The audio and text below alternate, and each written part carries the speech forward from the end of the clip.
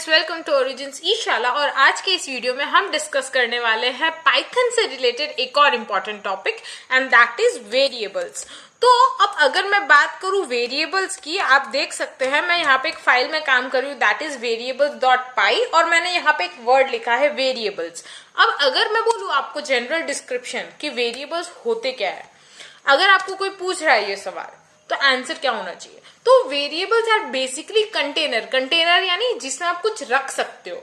अब अगर मैं बात करूं पाइथन के अंदर कंटेनर है वेरिएबल्स, यस। तो अब आपके घर में अगर मैं इसको कंपैरिजन दूं कि घर में भी कंटेनर होते हैं, राइट, डब्बे होते हैं हमारे जिसमें हम सामान भरते हैं। तो अब डब्बों में क्या क्या रख सकते हो? खाने की हर चीज रख सकते हो, लिक्विड रख सकते हो, सॉलिड रख सकते हो, दाल, ऑयल, एवरीथिंग, राइट।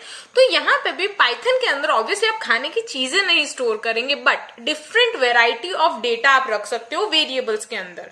अब यहाँ पे आप देखेंगे मैंने फर्स्ट जो लाइन लिखी है वेरिएबल्स और उसके सामने लिखा है 1, तो ये भी एक कंटेनर का नाम हो गया और उस कंटेनर का नाम क्या है? वेरिएबल्स, और उसके अंदर डेटा है 1। तो अगर आपको मैं ऐसे जनरली पूछूं 1 क्या है, 1 अगर मैं पूछूं क्या है, तो एक सवाल आपका जो जवाब होगा दैट इज कि it is a number, right. तो आप वेरिएबल्स के अंदर किस तरह का डेटा स्टोर कर सकते हो? नंबर।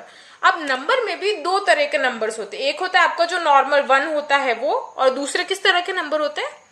5.3, 6.5, इस तरह के नंबर, और इनको हम बोलते हैं फ्लोट नंबर्स। तो इनको भी हम दे सकते हैं, यस। तो अगर मैं लिखूं var 1 इज इक्वल टू 5.5, तो ये भी एक आपका वेरिएबल कंटेनर हो गया, और जिसके अंदर हमने किस तरह का नंबर रखा है? फ्लोट नंबर, यानी डेसिमल डिजिट वाला नंबर।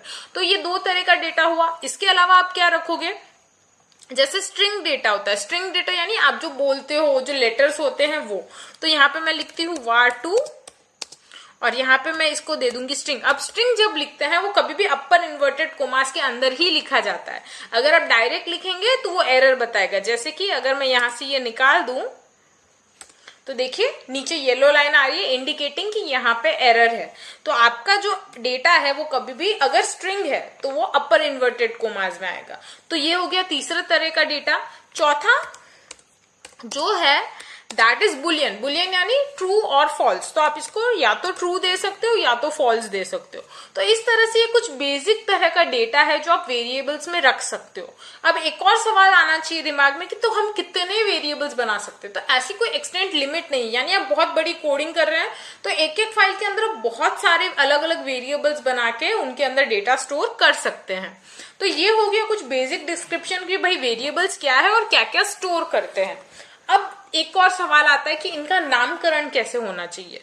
तो आप यहाँ पे देखेंगे मैंने इनको नाम दिया है var1, var2, var3, ऊपर दिया है वेरिएबल, सब एक्सेप्ट कर रहा है नाम। पर ऐसे कोई नाम है जो वेरिएबल्स में यूज नहीं कर सकते, वो मेन सवाल होना चाहिए। तो सबसे पहले मैं आपको दिखाती हूँ कि किस तरह के नाम आप नहीं दे सकते। तो यहाँ पे अब मैं जैसे बोलूं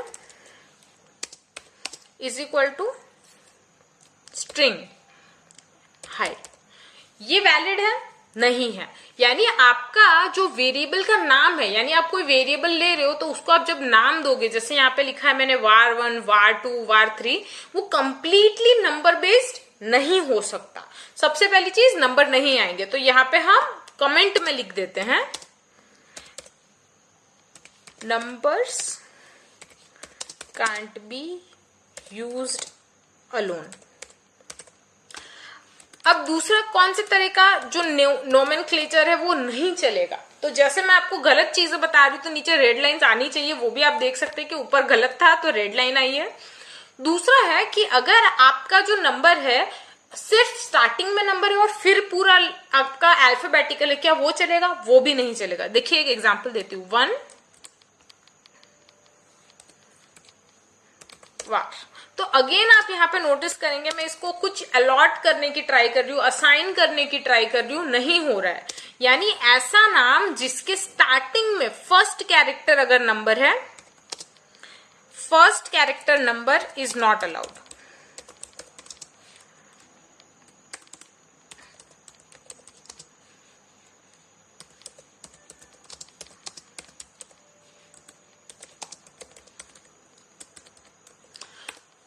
और कौन सी चीजें जो नहीं अलाउड है, तो आपको अगर पता होगा, अगर आप कीबोर्ड पे देखेंगे कुछ स्पेशल कैरेक्टर्स होते हैं। स्पेशल कैरेक्टर्स यानी ये वाले एम्परसेंड, अपना जो परसेंटेज साइन होता है अपर को, ये and, at the rate, single, अगर मैं सिर्फ सिंगल लिखूं एक पैरेंथेसिस, तो देखिए यहाँ पे सिंगल आ भी नहीं रहा है, अगर मैं इसको निकालू सिंगल पैरेंथेसिस, या फिर slash,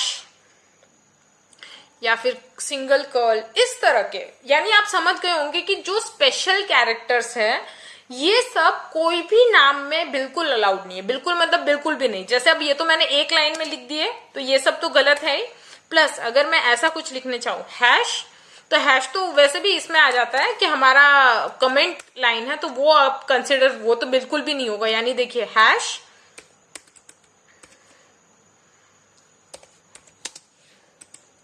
goal is equal to 10।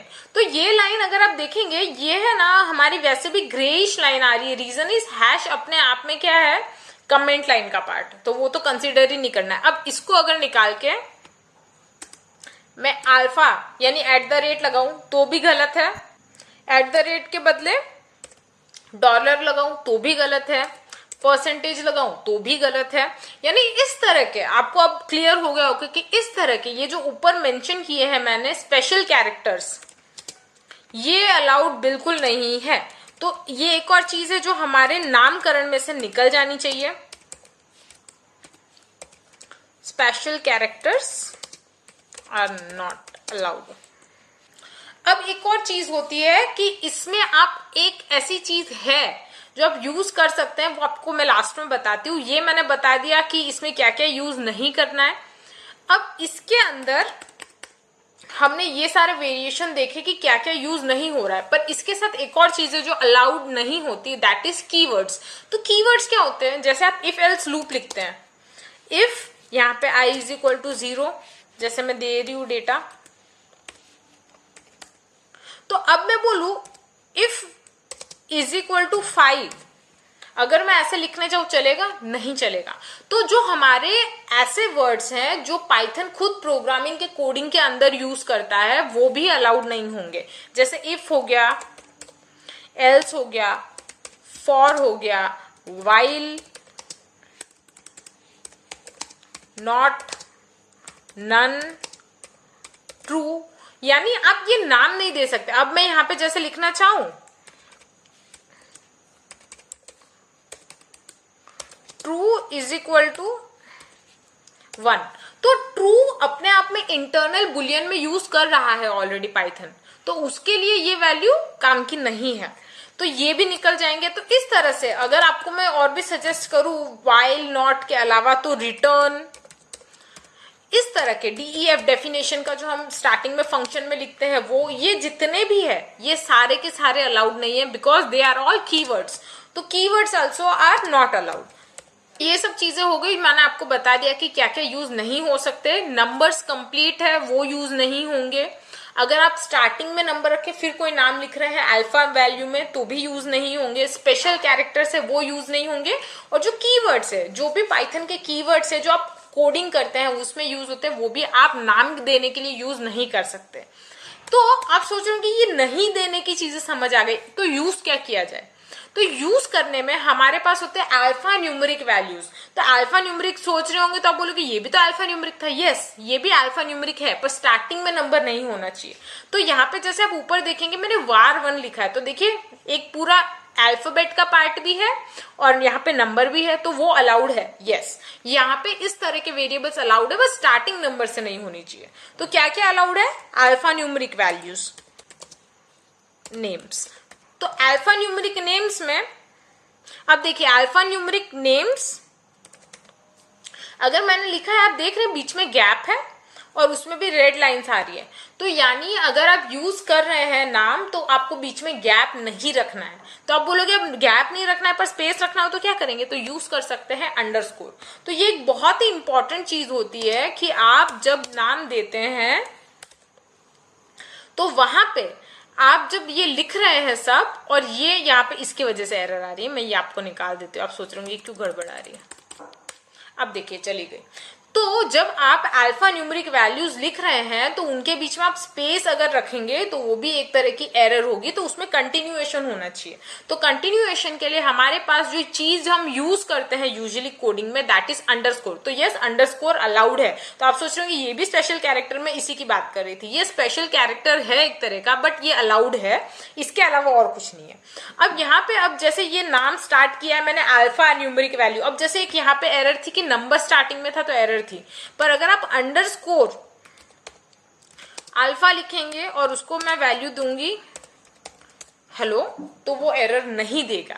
यानी अंडरस्कोर भी आपको अलाउड है, आप अंडरस्कोर देके भी आपका जो वर्ड है, जो नाम देना चाहते हैं आप वेरिएबल्स को, वो आप लिख सकते हो। तो यहाँ पे आपके अल्फा न्यूमेरिक वैल्यूज में अब आप देखोगे मैंने काफी डिसेंट वर्ड्स लिए ना, अल्फा न्यूमेरिक नेम्स, अल्फा, फिर काउंट ऑफ पीपल। तो इस तरह से आप छोटे बड़े capital, small letters, lower case, upper case सब यूज कर सकते। काउंट ऑफ पीपल 1 यानी अल्फा न्यूमेरिक वैल्यू हो गई, वो भी अलाउड है। तो इस तरह की चीजें आप नाम में यूज कर सकते हैं। अब यहाँ पे आप सोच रहे होंगे कि इतना जमा के नाम देना जरूरी है, नहीं।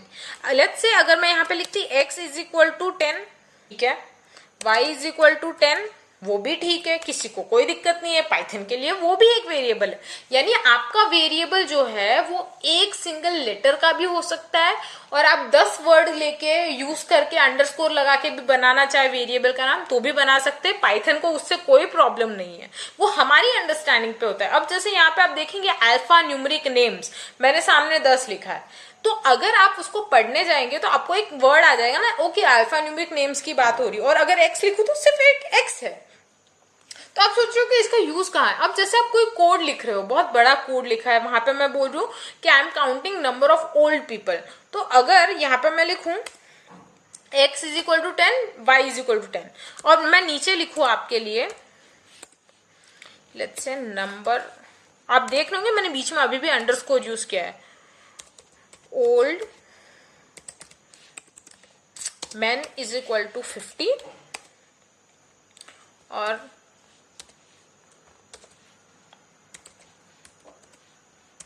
Old women is equal to 30। अब मैं बोल रही हूं कि मुझे इनको ऐड करना है, राइट। तो अगर आप देखेंगे मैं एक फॉर्मेट जैसा लिख रही हूं कि यहाँ पे मैंने प्रॉपर नाम मेंशन किए हैं।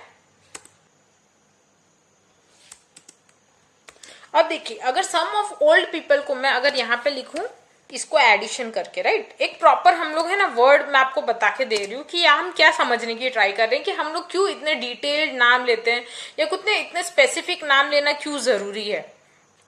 अब देखिए ये मैंने एडिशन किया है, और यही चीज अगर मैं यहाँ पे करूँ, यहाँ पे भी मैं x को 50 ले लूं और y जो है हमारा उसको 30 ले लूं, और नीचे अगर मैं लिख दूं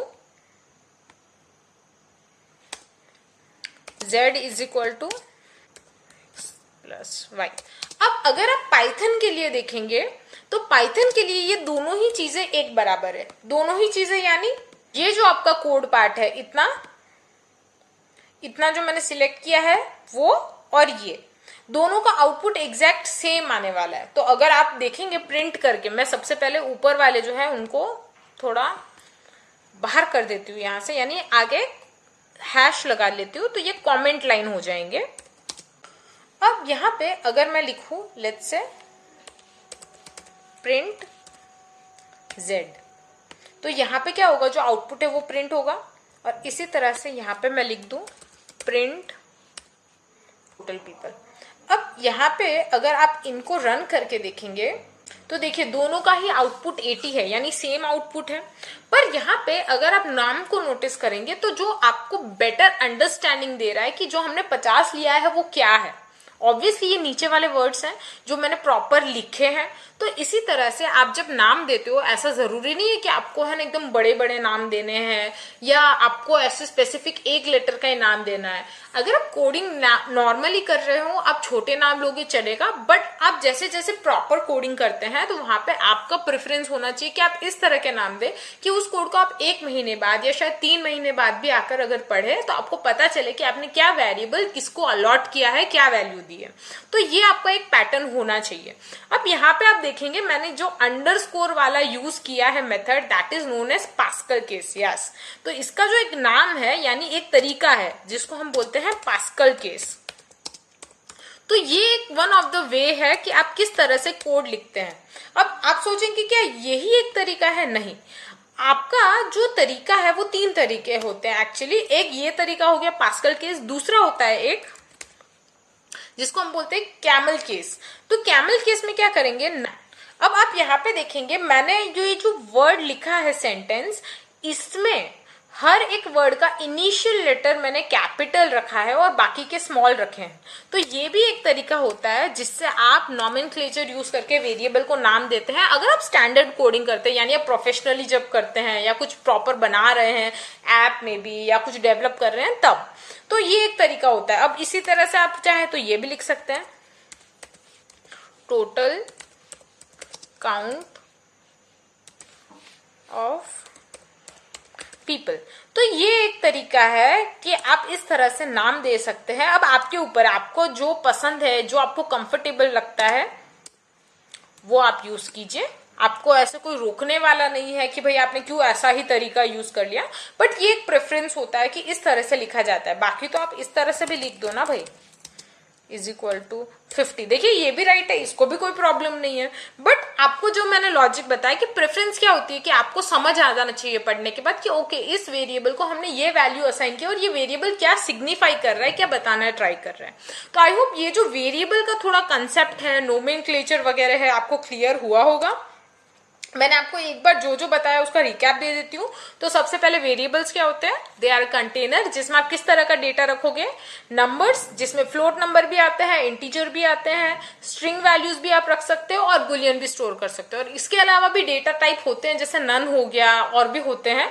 जैसे जैसे आप डीप स्टडी करोगे आपको क्लियर होगा, बट कंटेनर्स में आप कुछ भी डेटा रख सकते हो, that is the key. Next question है कि हम लोग को किस तरह के नाम अलॉट नहीं करने हैं वेरिएबल्स को। तो सिर्फ नंबर वाले नाम जिसके इनिशियल में नंबर है और फिर पूरा वेरिएबल लेटर वाला है वो भी नहीं चलेगा। जितने भी स्पेशल कैरेक्टर्स है ये वाले वो आप यूज नहीं कर सकते। और जो कीवर्ड्स होते हैं उनको आपको अवॉइड करना है, वो पाइथन कंसिडर नहीं कर पाएगा क्योंकि वो उसके लिए एज एन प्रोग्रामिंग चीज यूज हो रहा है, प्रोग्रामिंग फंक्शंस के लिए यूज हो रहा है।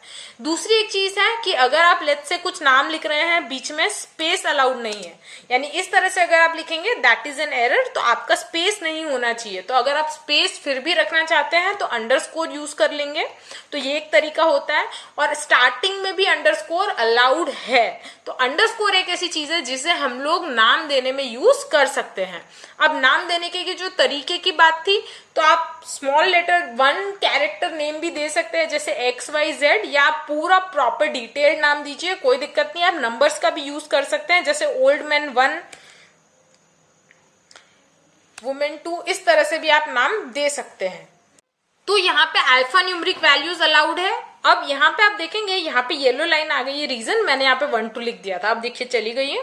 तो इस तरह से आप नाम दे सकते हैं। और ये जो अंडरस्कोर वाली मेथड है, यानी आप हर एक वर्ड को अंडरस्कोर से सेपरेट करते हैं अगर, that is known as Pascal case. It is a type of writing style in coding, यानी ऐसा नहीं कि सिर्फ पाइथन के लिए, आप कोई भी कोडिंग जब करते हैं कोई भी लैंग्वेज में तो उसमें इस तरह का मेथड यूज होता है। और दूसरा होता है ये जिसको हम कैमल केस बोलते हैं, जिसमें क्या होगा कि आपका जो वर्ड है उसका इनिशियल लेटर कैपिटल होगा और बाकी सब स्मॉल होंगे, जो 2 एग्जांपल मैंने आपको दिए हैं। तो आई होप ये जो वेरिएबल्स रिलेटेड बेसिक डेटा है जो यूज होता है, आप जितनी भी कोडिंग करेंगे इतना आपको बेसिक आई थिंक पता होना चाहिए, ये मुझे लगता है पर्सनली। आपको समझ आया होगा, डेटा अच्छा लगा होगा। अगर वीडियो आपको यूजफुल लगा है please do give a like to it और हमारे चैनल को सब्सक्राइब कर लीजिए ताकि ऐसे इंफॉर्मेशनल वीडियो आपको मिलते रहे। और नोटिफिकेशन आइकन को क्लिक कर लेना ताकि जब भी मैं कोई नया वीडियो अपलोड करूं आपको फटाफट से नोटिफिकेशन आ जाए और आप वीडियो देख सकें। मैं मिलूंगी आपसे अब नेक्स्ट वीडियो में। Till then bye bye, keep learning and keep growing. When you want to get off that darkest ground, but gravity pulls you straight down. Earth from a bird's eye view. You should grow feathers and see this too.